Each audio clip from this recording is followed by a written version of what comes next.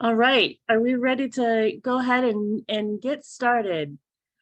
Welcome everyone. Thank you for hopping on tonight's event for Living Wage Week. Happy Living Wage Week, everyone. I'm Vicki Meath. I'm with Just Economics. I'll tell you a little bit more about me in a moment, but I am part of the Living Wage Network here in the US, and I'm going to turn it over to my wonderful colleague, Michelle, who is with Living Wage for Us. To get us started, in just a moment, I'll turn it over to Michelle. So tonight we are going to first give you a little introduction about the U.S. Living Wage Network and the global movement for living wages. And then we will be talking to some folks that are part of that movement. And then we're going to do some quick trainings and hope to jump off by 7 p.m. But again, thank you so much for jumping on this evening. We are live on Facebook. You can share that from the Living Wage for Us Facebook page. Is that correct, Michelle? What I understand, yes. Great. Well, I'm going to turn it over to Michelle, and I'll be back with you in a minute. But Michelle, you want to help people understand a little bit more about the global living wage movement? Absolutely. So, hi everyone. Thanks so much for joining. I wanted to give you a little context. You know, everyone that's on this call is thinking about or dedicated to living wage in one way or another. And I wanted to contextualize this into the fact that this is a movement that's not only local across towns and counties and states and across the US, but it's global in nature. And really, when the global community is looking at living wage, they're looking at it as the definition that you see here. So they're looking at it from an even bigger concept, and often we've looked at it a lot across the US, which is from a sort of a family perspective. And I think more and more we're thinking through that in the US as well. But they're also looking at it in the context of some of the big goals that the UN has come up with on what we need to do to make the world a more decent place for everybody. And living wage addresses more of those sustainable development goals than any other issue. And from a sort of global context, this is often the framework that living wage and the concept of living wage is being discussed. So I think it's always helpful for us to think about that, especially when we're working locally, that, you know, the issues that we're thinking about for our neighbors and our employees and for our communities is something that is adding to a global scale of UN goals on how we need to advance as societies across the world. And I wanted to talk about a little bit the organizations that are doing living wage certification around the world, and say, if you're an employer that's certified to paying a living wage or thinking about that here in the US, whether it be with one of the local living wage network organizations or with Living Wage for Us on a national basis, really, this whole movement is fitting into a lot of other certifications that have been advancing across the world. The Living Wage Foundation in the UK has been around for 10 years and has had major impacts to really tell the story of how a certification system and the companies that they work with to really celebrate living wages can make major changes even beyond their own group. Because now in the UK, the living wage that the Living Wage Foundation comes out with becomes a benchmark for minimum wage setting. And so there are these huge impacts that spill over even beyond the community they've built. And it shows us sort of a guideline to a pathway that we can also take in the US to having major influence on making sure everyone that's working is able to support themselves at a decent standard of living. But you'll take a look, we have various organizations at various sort of points in terms of their development that are going on for living wage certifications. And this group that you're talking with today is all tied into that big global network. So the UK Living Wage Foundation and Living Wage New Zealand and Living Wage for Us, which is who I represent here in our webinar, are all part of a founding affiliate mechanism of global certification systems. And as Living Wage for Us, we are partnered with and in the network with all the local certifications. So it really gives us all that opportunity to have a global interaction and to create something where employers can think about things for their own workers across the US and in the future really have the network built out if they wanted to think about their supply chains. I work with a lot of coffee companies and they're always thinking about the farmers that they're buying their beans from. So there's lots of ways to think about this from a global perspective. The next thing I just wanted to let you know a little bit about is Living Wage for Us. And I'm the CEO of Living Wage for Us. You'll see Biko Nagara is also on this webinar. He is our Chief Program Officer. And we've been operating for a year now. We actually launched during Living Wage Week last year. And this Living Wage Week celebration is really a global event. It's not something that we came up with. It's something that the UK started a decade ago. And it's expanded out year over year. But what I really wanted to show you here in terms of what Living Wage for Us does, we do national level certifications with living wages. And that means that we have a map of living wage estimates for every single county across the US. This is available at livingwageforus.org. It's information that we supply. And we sort of look to make that connection between some of what's been thought about in the US, which is that individual living wage concept, and what's really been thought about globally in that family concept.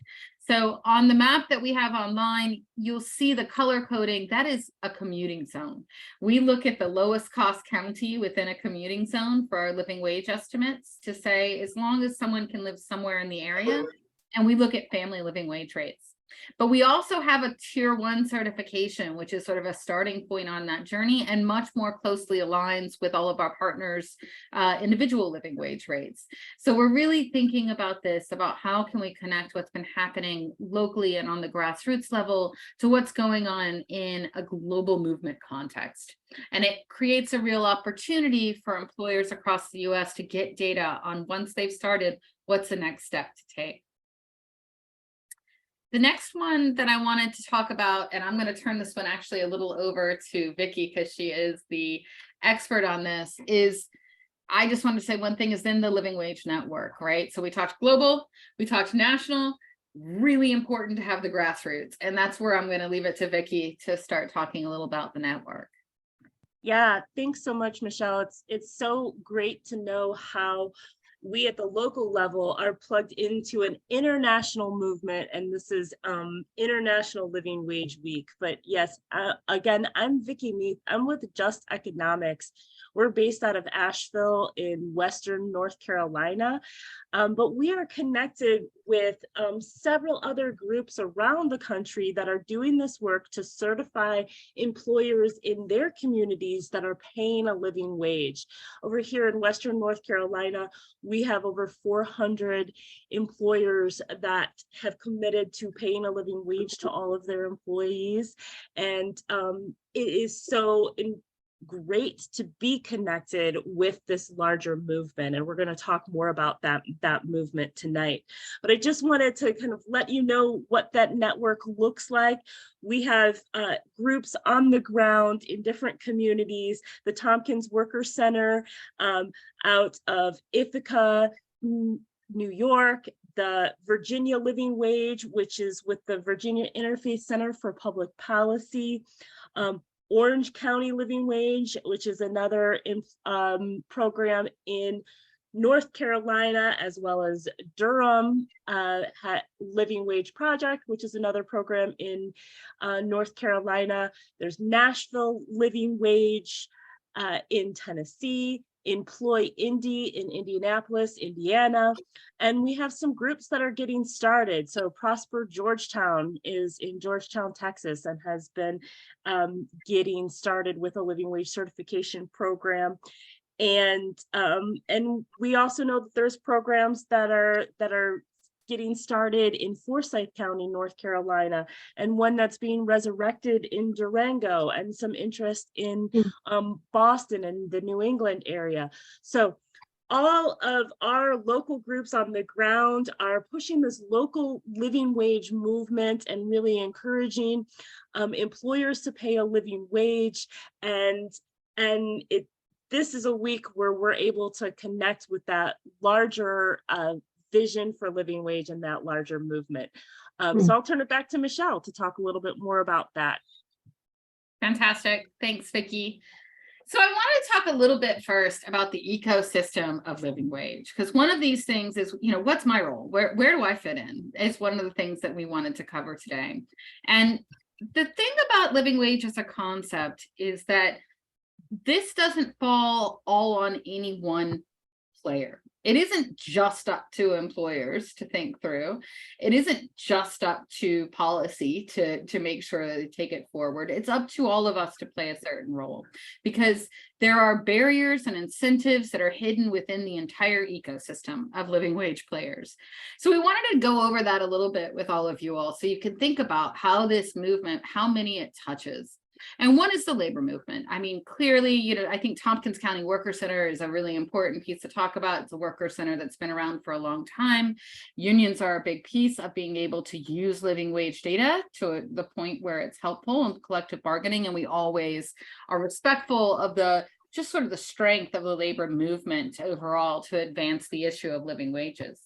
The next one is standard systems. So those are certifications. Those are those of us that are sitting together and saying, we want to provide you with a third-party verification that this is what a living wage is in our area, and that you're in fact paying it, and that you can go out and celebrate that and have something that is believable as an employer. And so that consumers can go out and look for employers that are paying a living wage and understand in a transparent way what that actually means in different location around the country. Next one are businesses and employers overall. Those aren't just for-profit businesses. We think about personally for living wage for us, and I know for some of the other partners on here, we certify nonprofits that pay a living wage to their workers as well. We're working with a government employer that's looking at how they can pay a living wage to all of their workers. This is really about making sure that everyone who is working hard is able to earn enough to support themselves, that there isn't a matter where in order to put food on the table for your kids, you have to work 2 full-time jobs and never get to actually be with them, right? It's really a sense of how can we take this to a different place. Civil society has a huge role in raising this issue and giving a voice to it from so many different angles. Industry associations, they have a way of, and we're going to talk a little bit later, getting involved and trying to say, hey, we could raise our entire industry up if we started motivating as a group together in a pre-competitive collaboration towards moving towards a living wage. And we have examples we'll talk through of that, of how that's actually been achieved and how you could engage industries that you may be working in or interested in to do the same thing.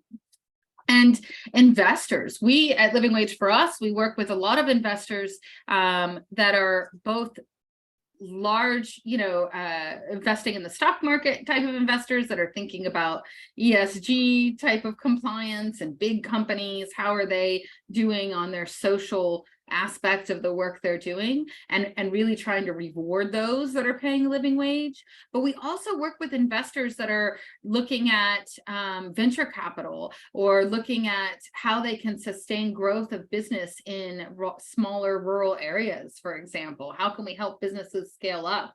How can we invest in that? And making sure that they have an interest in saying, when we make those investments, we want to not try to get those organizations to pay their workers as little as possible. We instead want to motivate them to actually pay a living wage, right? And understanding that that's the bigger case. So there's a role for investors in that. And there's also a role for universities and research, just in looking through building the case on an ongoing basis of why this really does make a strong business case.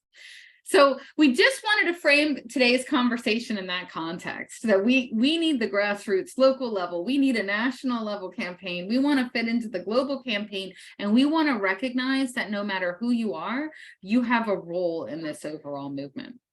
So that being said, I'm going to pause for just a moment and hand this over. I think now is our panel start time. Hand it back to you, Vicki, if you want to. Yeah, so thank you so much, Michelle. It's great to frame this around the movement, and we're going to turn it over to Amy, who is another member of another part of the Living Wage Network in the U.S. And Amy's going to talk with some folks that are part of the U.S. movement.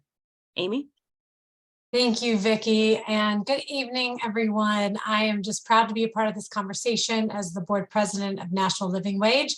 And I'm happy tonight to be moderating a brief panel for you all on how to vote with your dollar. No matter who you are or where you sit or what part of that ecosystem that Michelle just described you find yourself in, there is a way to participate and to contribute to this movement. And it really is a movement. It's active, and we need people to be participating in daily ways, small ways, and big ways. Your daily decisions do matter, and they have a difference. When you're shopping Living Wage, there are people that you are supporting specifically, and we want to put a little bit of a face to that tonight. And this is not just like a feel-good concept that we can kind of pat ourselves on the back for joining a webinar, but it really has real life impact. The decision to pay your employees a living wage, the decision to patronize businesses that pay their entire team a living wage has real life implications, down to the fact of whether or not they can pay their bills at the end of the month, that they can keep a roof over their head, gas in their car, food on their tables. So to get a sense of this real life impact, we're pleased to have with us a panel to present the various voices of the living wage movement. Employer, employee, and consumer, including kind of the faith perspective and the moral value of living wages. So first, I'd like to welcome our panelists, James and Susan. Unfortunately, our employee voice, Will, is still working. He is putting in long hours here in Nashville, doing some backyard food landscaping. And so he sent a message to us saying he could not get out of that. And so we're sorry that he can't be here. We're glad he's still earning that living wage while he's working late into the evening, but we will miss his voice. But without much further ado, I'd love to first turn to you, James, from Blue Dream Curry in Asheville, North Carolina. I would love for you to share a little bit with us as an employer. How does shopping living wage affect your business, like affect the living wage certified and impact your business and your business model that you've been running there? Why has it been important to be living wage certified? And what benefits come from being living wage certified? So any of those questions that you want to answer, I'd love to hear your response. Yeah, we started in 2015, and we were one of the first restaurants in Asheville to be living wage certified from the beginning. Thanks to the work of Just Economics and Vicki, they reached out to us early on and we got certified. It's been great for our brand. There's a lot of smaller anecdotal, things that I can say about, supporting the community. But I think that right now, the way the world economy is going, businesses have to look at this as an important issue. There have to be vibrant local economies, small businesses that give us a diversity of products, give us some local flair on products, but also allow us to keep money within our communities so that they're not all going to multinational corporations. Of course, we have to order some products from US Foods. I wish that we could find a way to get a lot of these kind of to-go packaging and sort of, bigger products from local companies. So that's something that I think creating a bigger network of living wage certified businesses would really help with. But for us, it's really helped us create a brand. I think that's something we've always met with our employees and tried to figure out the best kind of pay structures. And we've tried to be a little bit experimental when it comes to our approach. At the beginning, we had tipping, but we paid a little higher wage. And then we tried a no tip model for 2 years. And we basically got feedback from our employees, especially the servers, saying that they could be making more money if they got tipped. So now we have a hybrid system where we give a percentage of our sales to our kitchen staff and managers. And then we allow servers to make tips, and they end up making a lot more hourly. But we also guarantee a living wage. So, you know, obviously it helps our employees make a little bit more money, have more money to support the community. But ordering products and supporting local businesses has helped us in a lot of ways. Like, for example, Apple Brandy Farms, which is based in a little bit east of here, they do things kind of the old school way. But one reason why it's great to have this local company is that they keep the prices consistent no matter what, because they want to help other businesses, and they understand that, you know, there has to be a stopgap at some point when it comes to inflation, or the whole thing's going to fall apart, especially for smaller businesses. So I think, you know, the other side of it is there is a kind of a spiritual aspect to it. I think that there's a lot of there's a spiritual energy involved with paying your employees well, supporting the community, and we need more of that kind of energy in this world right now. And it's the only way that we're going to be able to survive kind of the waves that are coming. And I think that, you know, that's part of why we came to Asheville in the first place, was that there's a vibrant local economy here, a lot of small businesses that make different products. You know, we get our chai from a couple in Black Mountain that makes chai, and, you know, we support local farms. And so, yeah, it adds a vibrancy to our products. And then it also helps our brand. But I think that it's imperative that any new business at this point takes this into consideration and tries to pay a living wage and works that into their business model from the beginning. Because if you can't do that, then you should be starting a business. James, thank you so much. And I love how you talked about the spiritual energy and really the interconnectedness of the how we're all connected, of the local community and even the wider community. And it reminds me of the concept of solidarity that we hear in organizing, and that, like, your suffering is tied to my suffering, and your celebration and joy is tied to my celebration and joy. And if the workers need to be paying more than me as a patron, maybe I need to be spending more for whatever services I'm receiving, so that the workers can be paid equitably for the hard day's work that they're putting in. So I really appreciate that perspective. And it's a great segue to hear from Susan as we turn to the next person on our panel. So Susan Dunlap is from First Presbyterian Church in Durham, North Carolina, and is also at Duke Divinity School. And so, Susan, we'd love to hear from you kind of more from both the consumer perspective and also kind of that moral and like faith-based issue that living wages really can flow out of this desire to put our faith and our spiritual religious beliefs into practice. So how is shopping a living wage a faith-based or moral issue for you, or, you know, at large? And how do you and your church, how does your church choose to live out its moral values? What difference does it make? Yeah. Wonderful, wonderful questions for any faith community. I appreciate being able to address them. I'm on the staff of a church that is a certified living wage employer, and we've been certified for a while now.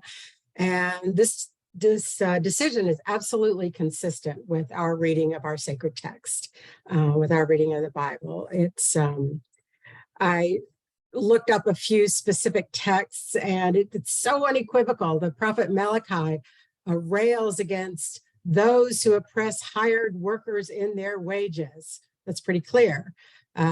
Jeremiah, woe to those who make their neighbors serve them for nothing and do not give them wages. And one more, which I really like, it's from James. Behold, the wages of the laborers, which you kept back by fraud, are crying out. So it's as though the very wages themselves can't bear this injustice, and the wages are crying out. So it's really intrinsic to my religious tradition and others, of course. And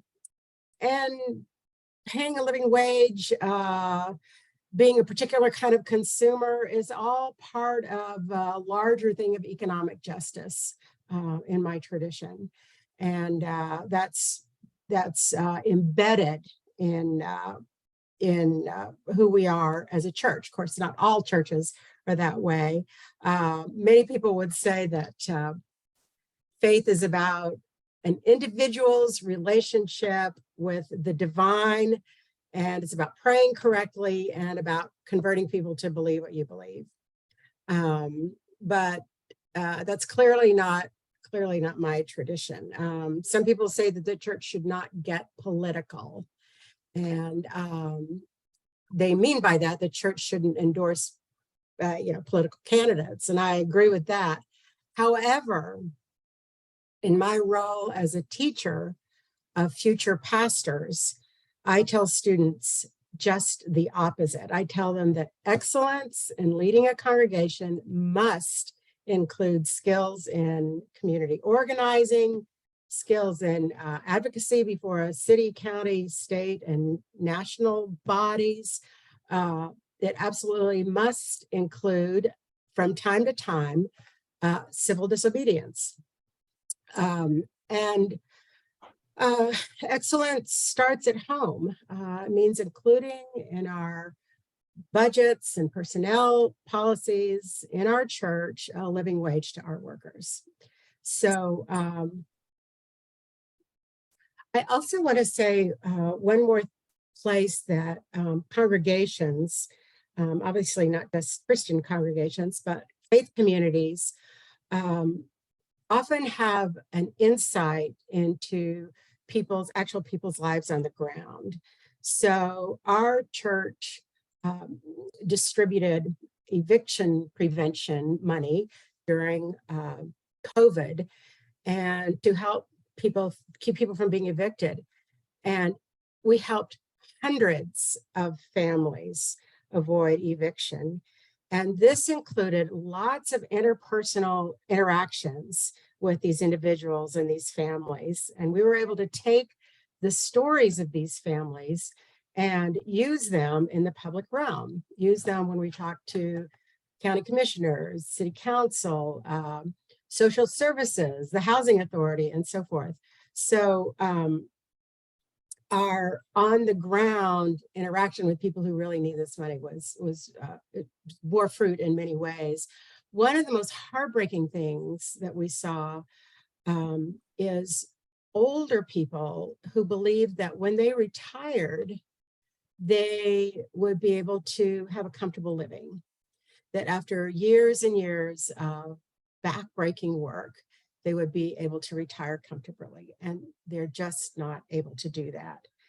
Of course, we saw lots of families that could not make ends meet, they couldn't pay the rent. And so we saw what you all already know, is that a living wage and affordable housing are linked. So when a community's wages increase, the stock of affordable housing increases, right? Just logically, when you think about it.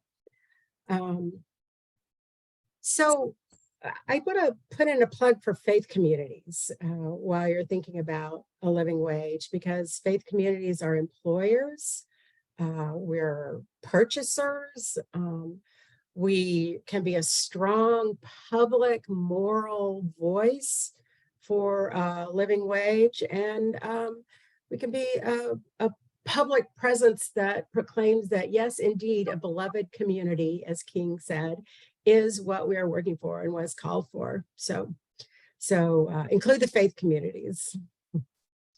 Thank you so much, Susan. And I know that from my experience of my own participation in various faith communities, often people think we don't have to pay you because you should be doing this out of the kindness of your heart.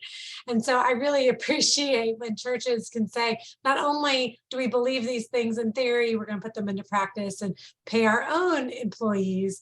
And I love how you said that congregations are both employers and purchasers. So thank you. And I think even whether, you know, our attendees are part of a faith or religious community or not at all, we're all consumers. We're all participants in this economic world in a small way, you know, in our own communities, in a large way, now that everything is connected. And so I think going into the holiday season, there's gonna be a lot of purchasing and gift giving. It's an invitation for us to think about our purchases having power, that we can vote with our dollar, where we spend our money, what gifts we give, both the material gifts and then also ways that we just kind of spend money during activities and stuff over the holidays. And so I'm excited that International Living Wage Week falls right before this pretty intensive purchasing season for all of us around the globe. So I'm really grateful for your witness.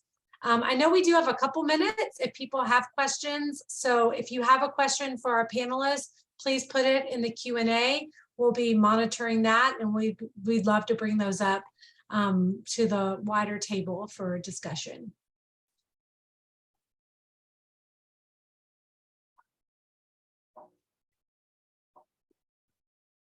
And while we're waiting on that, if I can ask a quick question, just to add that in there, which is just say, you know, what are the barriers you would like to see overcome to see it living wages advanced, right? So, you know, James, for your business, you mentioned some things about having a bigger network to source from, but are there other things that we all as a global community can start to address some of the challenges? And similarly, Susan, you know, you were really keen on the need to it. What could help you get more involved, you know, even help us push this further? What kind of tools do you need from us that are really doing living wage work on a day in and day out basis? Yeah.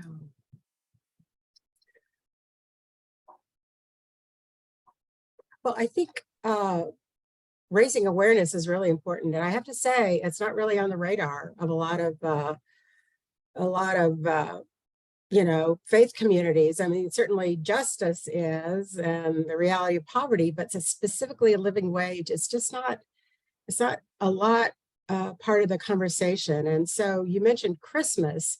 I mean, imagine if, certainly throughout my city, throughout the South, where people are very religious, imagine if all churches put in their newsletter, seek out living wage businesses to buy your gifts.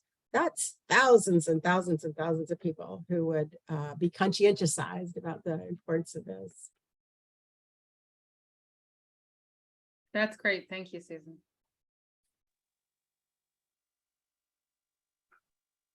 Yeah, and I think as far as the kind of general political climate, there needs to be more support for organizations like Just Economics. Some of these things do need to be more policy driven. I think there should be groups within every district looking at what the living wage rate is and trying to figure out the best way to calculate that. I think that's something that's really important. Asheville is a place where the property values have gone up so quickly that, you know, part of it, there's a lot of reasons why there's a labor shortage here. It's not just because of COVID and everything, you know, it's been happening for many years here. And it's because of real estate, and a lot of people can't afford to live near downtown Asheville, and so they have to live further out. And then there aren't very many transportation options. So, you know, I think transportation's a big thing. I think that housing is obviously a big thing. And then I think another part of it is that we need to have some kind of universal health care. We need to have some kind of support, you know, in different ways so that employers can pay better wages and not have to worry about providing healthcare for their employees, for example. Yeah, we also need a new state legislature so that municipalities could require a living wage, but in North Carolina, we're not allowed to do that. So. Right. James, there was another question in the chat that it'd be great if you could address, that Eric asked, do you find that you have to make other compromises in your business by being determined to pay living wages? Well, there's been a lot of personal compromises when it comes to, being a profitable business. We haven't on paper made any profit in 8 years. Part of that is, we've put money back into the business, and a lot of it is that we pay quite a bit out in wages.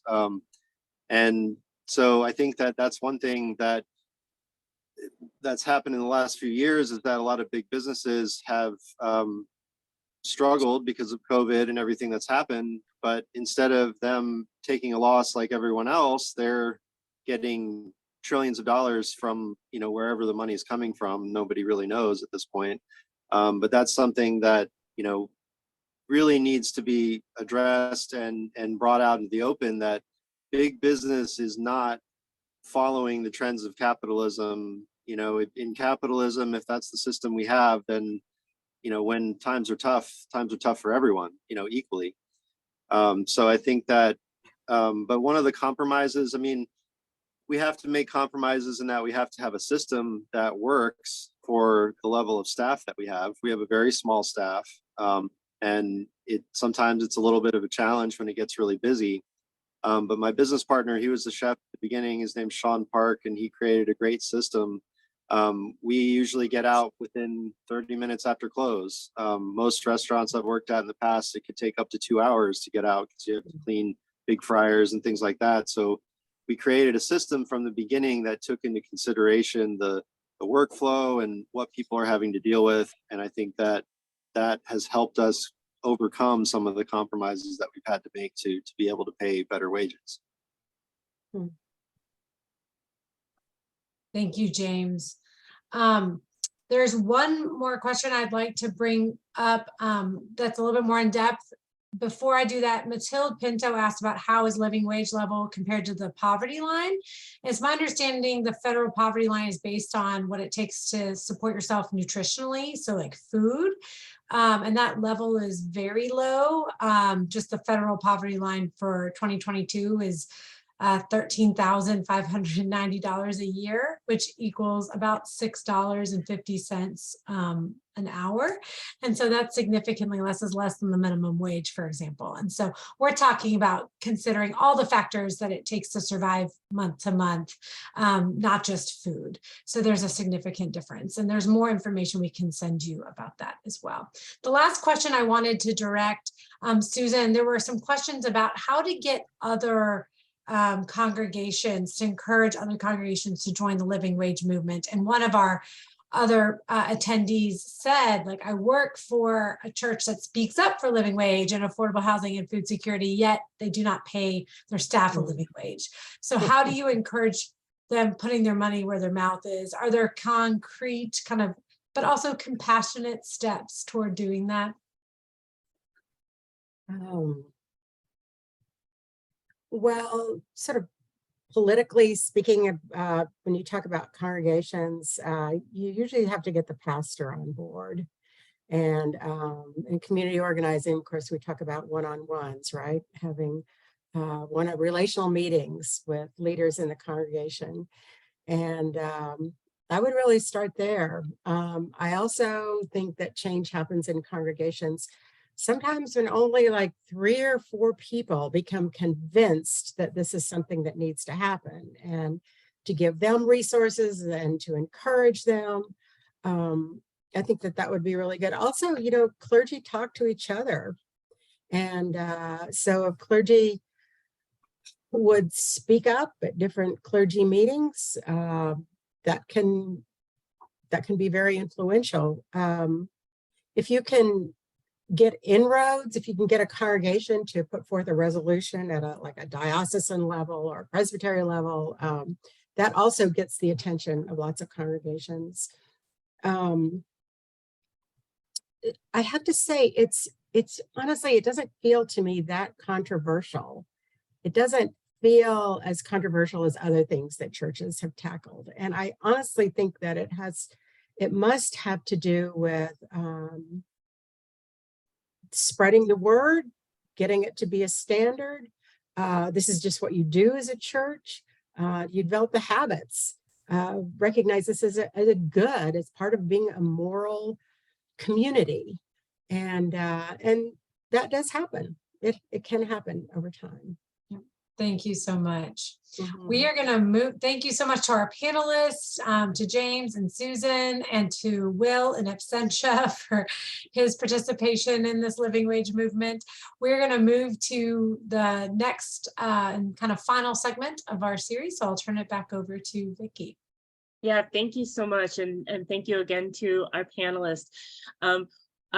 We are going to talk for a minute with Michelle's going to talk a little bit about living wage employers and what they can do to advance the movement, and then we'll flip over and I'll do a little section about consumers and the general public. Michelle? Fantastic. Thank you so much, Vicki. So, you know, I think every employer has a different perspective in how they approach putting the word out for living wage, but we're going to touch on some high level themes today that I hope will be useful and will really provide some context for why employers' efforts are really needing the support of the overall community. So the first thing I really wanted to talk about is marketing for a living wage, right? And thinking about, well, okay, I'm making this decision because I think it makes a lot of sense to pay a living wage to all my workers. How do I make that actually serve my business? And I use as an example here, this is one of our national living wage certified employers based out of DC, but has been expanding to different cities across the country. And he has really said that he basically embedded it in his brand to make sure that everyone knows that no matter what, even in a low-paying industry, this is household maids and cleaners, that he was going to make sure a living wage was paid. And that was increasingly difficult as he moves to open offices in really expensive markets like New York City, where the cost of living is very high, right? But he continued to put that commitment front and center and put that certification seal out there. And he says that what he's realizing is not only does he not lose customers, but he's attracting the kind of customers that enable him to have that business model. So it's really thinking about, okay, how can I make sure that I'm looking for consumers who care, who really want to be a part of supporting living wage business, and how can I signal to them and put it front and center that I care? The thing that I wanted to add into next was when I say those consumers that care, and I don't want us to have the false perspective that most don't, right? And I think that there's a lot of sort of negative feelings that, oh, you know, my customers aren't, if I had to raise the price of what I'm selling by just a little bit to cover this living wage, there's no way they'd pay for it, and I would lose business and it would be the end of things. But I want to give you a quick bit of data from a national organization called Just Capital that surveys Americans, 3,000 Americans every year across every demographic, every geography across the country, different age groups, different political affiliations, and goes down and ranks those to say, what do you care about in terms of sustainability? And lots of things are put into that. You know, they ask about the environmental sustainability and, you know, how a business is helping the community, and as well as sort of worker issues. And in every one of those surveys lately, a living wage has been the #1 issue that consumers care about. Doesn't matter the political affiliation, doesn't matter the geography, doesn't matter the age. It's always #1. And so when you really think about that, you start to realize, well, there's then a wealth of people out there who my company could really start appealing to by differentiating ourselves and always talking about and putting that living wage certification and the fact that we pay a living wage front and center, and really marketing with intent. So how do we actually do that? How do we do marketing with intent? I would say, first of all, you want to make your commitment visual to consumers and in your recruitment as well, because it really matters for potential hirees, right? So if you have a seal and you're certified, make sure that it's very visible at your business, right? As much to your consumers as it can be. If you're posting a job posting, make it clear you're a living wage certified employer and you're looking to make sure that a living wage is paid year over year as you move forward and as cost of living change. And you're going to really want to think as well about involving your workers in this discussion from a marketing standpoint too. And I'm going to give you a quick story about a fast casual food chain out in Colorado that had, was a sort of a burrito joint, and they have bars as well, and a bit of a larger employer, but still owned by one person who had started it up with his dad and, was really working hard at it. It's a family run business. They decided to move to a living wage and realized that the increase was so much that they were probably going to have to suffer as a business for a couple of years. And so they froze all the upper management salaries, and they went in and they talked to their employees that were going to get raises. And they said, look, we're doing this because we believe it's the right thing to do, because we want to make sure that you earn a living wage. But this is going to be difficult, and we want to work together with you. If you're happy here, help communicate that to our customers. Let's see how far this can go. And what they saw as a response, as in a time when they thought they would be losing money, and a time when they thought profits would plummet, their workforce cared so much about what steps their employer was taking to make sure they had a decent living, that they went out and they talked every day to the customers they were serving. And they said, oh, we love it here. We're taken care of. We're paying a living wage. We're paid a living wage. And this is what it means. It means that now I can make sure that I can get access to healthcare. Now I finally get to not stress about paying my rent. And look, I can even volunteer in the community. I can do this, I can do that. And sharing some of that information, at the employee's discretion. Of course, I would never say to ask a worker to do anything that they don't want about sharing their personal story, but getting them excited and knowledgeable about becoming working for a living wage employer really helps. That company, what they wound up seeing was all of a sudden those customers that heard from their employees about how this great thing they were doing started to spread the word to others in the community. Their revenue shot through the roof, and they had a 3% increase in profit in the same year that they did a multi-dollar increase to wages for all of their employees across the board. And they had about 600 employees. So when you think about something like that, you really start to understand that there is power in having conversation and including the worker voice. And then the last thing is really about B2B sales. And I think, James, earlier in your comments, I was really appreciative of you talking about you would like to purchase some of the things that you have to purchase from living wage employers. And we were talking about how churches or faith-based communities of all different congregations are purchasers themselves. And so part of this is really thinking about how can I highlight that I want to pay a living wage when I'm trying to work with someone either purchasing or selling. And we work with, and we've spoken with a lot of janitorial companies, for example, that say, I'd really like to pay my team better, but I'm probably not going to be competitive at this bid that I need for a company in order to provide janitorial services if I put it in at a living wage level. And one of the things they were looking at was that draws attention to this is, yeah, they put in their normal bid, but then they would put in an alternative bid to say, hey, we really want to pay all of our workers a living wage. And this is the amount that it would cost if you also care about that. And it's amazing how much you'll find out that the businesses that you're selling to or the businesses that you're buying from, they also want to do that, but had no idea that that was a possibility. And so we're always talking about, as an employer, think about how you can engage your other business partners as well and highlight your commitment to living wage and ask them if they can have something similar.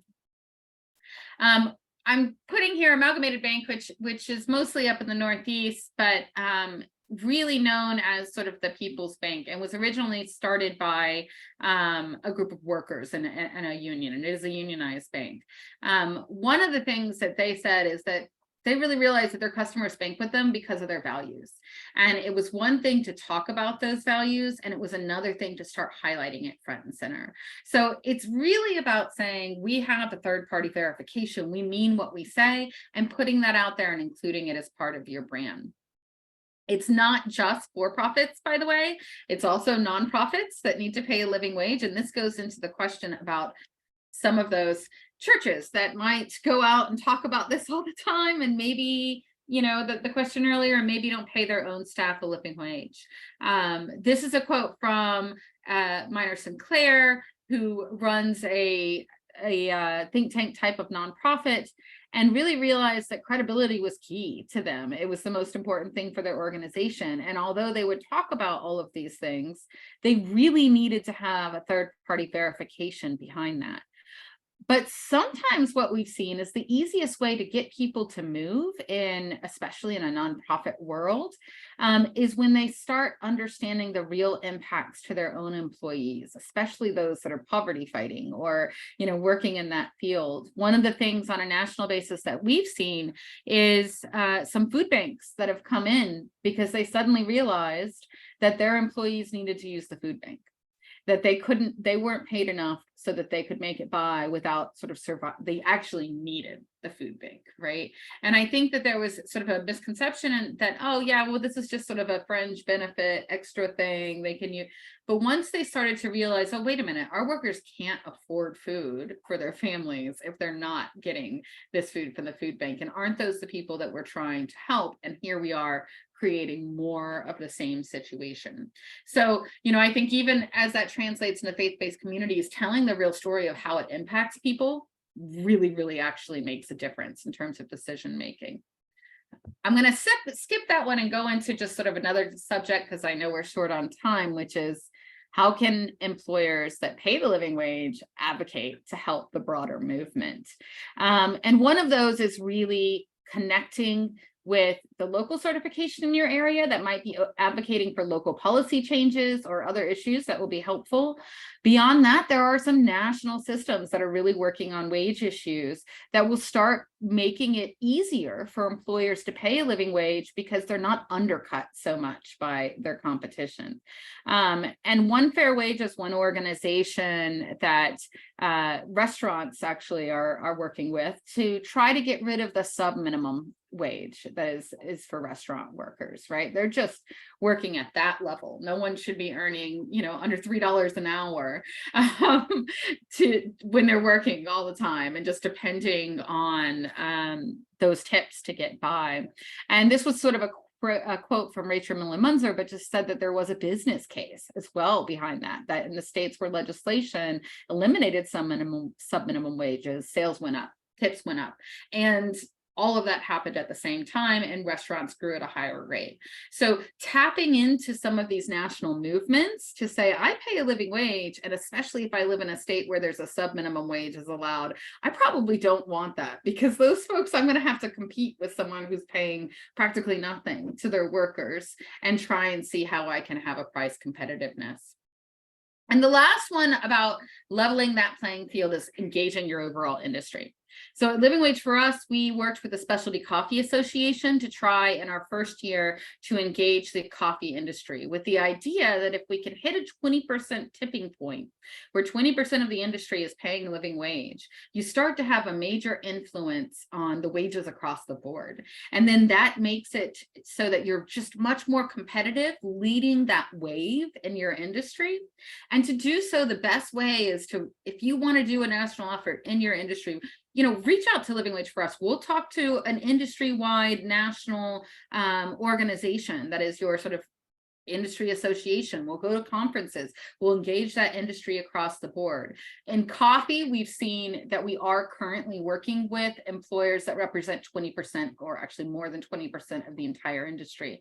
So when they all make it to their living wage targets, that's going to show a huge success story in 1 year.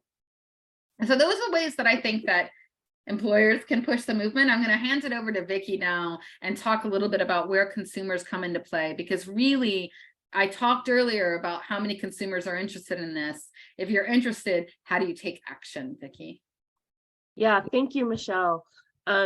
So there is a place for everyone in this movement, and there is a place and a role for everyone to play in how we can advance the living wage movement. So I want to talk about other ways that if you're not an employer, you can help advance this movement. So ways that I think everyone can participate. First of all, shopping Living Wage Certified and supporting those types of businesses that support the type of community we want to live in. talking to employers about living wages. I'll get into that in just a moment and a little bit deeper. Sharing information about living wages. And then also supporting living wage and related policies. Michelle touched on that just a minute ago around one fair minimum wage.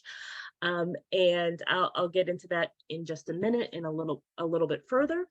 And then finally, volunteering and or donating to living wage organizations. So again, shopping living wage certified, putting our money as consumers where our mouth is, and where our heart is, and supporting the type of businesses that are supporting the type of community that we want to live in.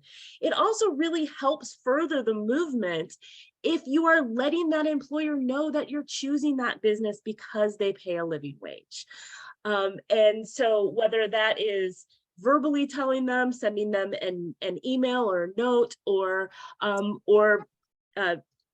adding a review for their business that thanks them for being living wage certified, that can really help advance the movement. So if there's a local program in your area, check out their list of employers. If not, check out Living Wage for Us, which has employers across the country, and especially as that employer list continues to grow. Talking about living wages with employers. So first of all, there's those informal conversations that you can have with employers, different places that you frequent, asking them if there's a certification program in your community. Have they heard about that program? Are they living wage certified? We can have those informal conversations. But if there is an active local organization in your community, there's different ways that we can do planned activities. We have these little cards in Asheville that say, I support your business because you are living wage certified. And we hand those cards out, and people use those cards to let employers know that they are spending their money there because they are paying a living wage, and that as a consumer, you prefer that. We've also done a canvas. And so we have taken a group of volunteers, a group of people have come together. We made a plan for one particular road in our community on a particular day. We practiced a little script and talking about living wages, and we went in pairs. We brought a packet of information that included different things about living wages, included the application and any questions about the application, all of that kind of stuff.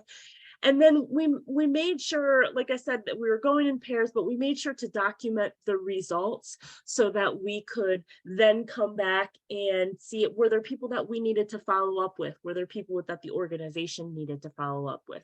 So there's activities like canvases, workshops, and ways in which we can tell employers that we are supporting their business because they're paying a living wage. We can also share information about living wage, share information from one of the living wage organizations that's part of the Living Wage Network, or from Living Wage for Us, or other reputable sources like the Economic Policy Institute. And then keeping up in current and continuing to learn about living wages, that will help you also bust myths that people have about low-income people, about people living in poverty, and minimum wage. We also can support living wage and related policy. The federal minimum wage, and I live in a state where the state minimum wage is the same as the federal, has been $7.25 since 2009. This is not enough for anyone anywhere in this country to put a roof over their head and food on their table without some type of public or private assistance or creative solutions to their economic challenges. We need to raise the federal minimum wage. States and sometimes local governments can raise their minimum wage. Sometimes local governments have the ability to have a living wage policy for their employees so they can lead as an employer in the community. And we can support things like Michelle talked about, elimination of the sub-minimum wage for tipped workers. There's lots of local groups and national organizations working for worker justice that have have ideas on policies that we can support.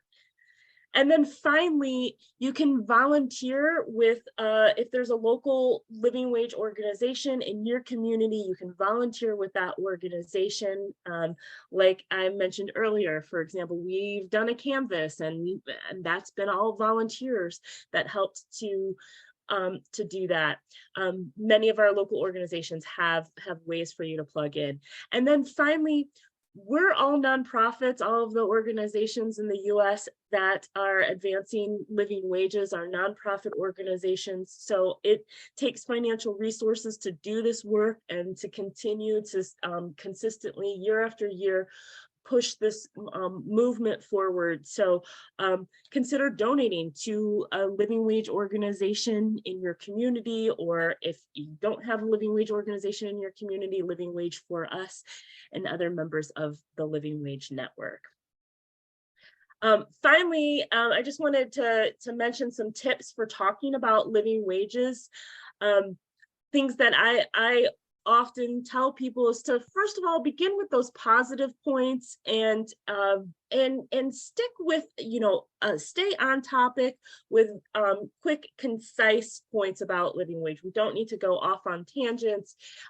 There's a lot of direct points that we can make easily and without kind of going off in different directions. Don't assume a person's position. And certainly I would also say, along with that perspective, don't get into kind of partisan politics, because living wages is really not about politics. It's about morally making sure that people that are working hard are able to take care of themselves. Avoid arguments. There's plenty of people that just want to argue, and we don't need to get into that. We can certainly just move along to people that will agree with us and or that want to learn and know about living wage and the living wage movement, how they can be a part of it. I think it's also important to only give information that you know. If someone asks you a question and you don't know the answer, you can always tell them you'll get back to them, or it's better to say that you don't know. Sometimes we just want to make sure that we're not giving people false information and perpetuating any false narratives in our community. When you're doing some living wage work and really consistently talking about it in the community, it's great to practice in advance. And kind of going back to what I was mentioning around the canvassing, kind of practicing that, and then following up. If you've told someone that you were going to get an answer to a question that you didn't know, making sure that you're doing that. If you are getting someone some more information, if you want to translate to the local living wage organization that there's a employer interested in certification, but they want to talk to a staff member, make sure that you do that follow-up that you've suggested. And so that was just a real quick kind of run through on some ways that we can participate in the overall living wage movement. Again, I want to thank you. We're a little bit over time. I want to thank you for tuning in tonight, and thank the folks that have participated with us this evening. Happy Living Wage Week, and we hope that you've taken something from this webinar tonight. I know James had to get back to work, but thank you so much, Susan, for joining us, and Amy and Michelle. Any last words? No, it's just fantastic to see everyone involved in this, and we hope we can continue to have opportunities to talk about how we can build this movement further. And thanks for having us as part of this. Thank you, everyone. Happy Living Wage Week.